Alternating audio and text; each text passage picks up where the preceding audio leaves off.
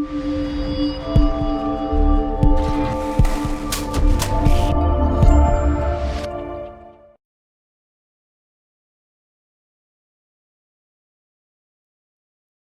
I buy garage door seals from anybody, what's the difference if I buy it from Phenix? What do you guys bring to the party that other guys don't? What we've done is simplified the whole exercise when specifying or buying a garage door seal.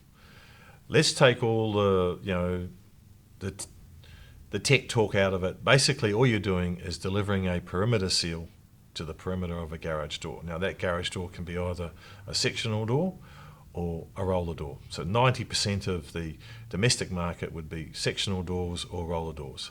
There are a whole host of suppliers out there that are complicating the issue with different size brushes and different pieces of aluminium to deliver these seals in different angles. But we believe that we've come up with a simplistic offer that reduces inventory and simplifies the whole exercise. With as you can see here, maybe half a dozen standard kits that will suit just about every sectional door or roller door currently sold in the Australian market. When we put these together, we were mindful of the inventory requirements for OEMs, and we also knew that the guys that were out there doing the installing needed something quick and fast so they could get off the back of their utes. So we came up with these products, and I'll give you an example of a typical kit that we make, and we'll call it an SDK1, which stands for a sectional door kit 1, or a single sectional door kit.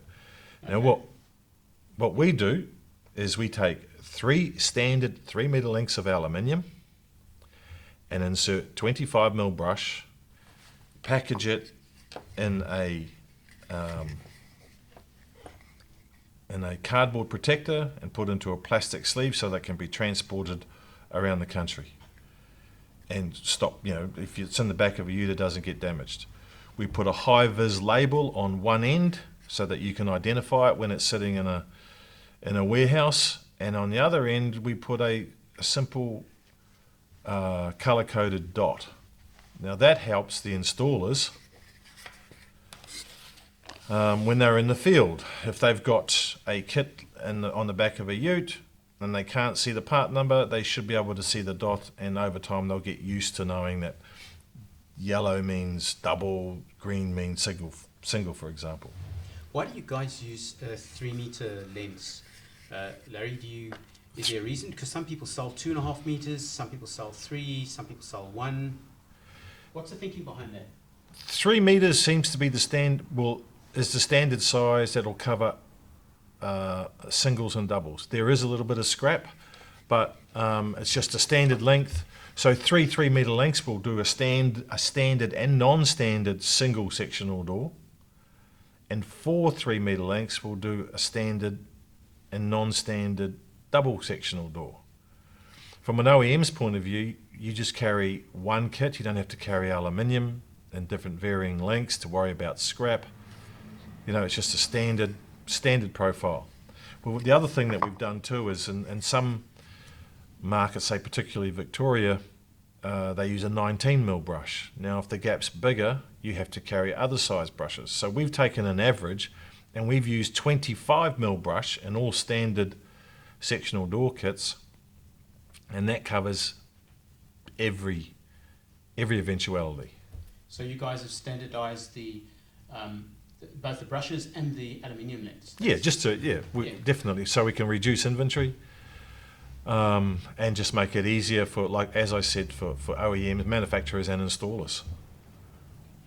What is the main difference in the kits for the sectional doors and the roller doors? The roller doors in general, we have 2 kits for roller doors, an RDK1, simple part numbering, and an RDK2.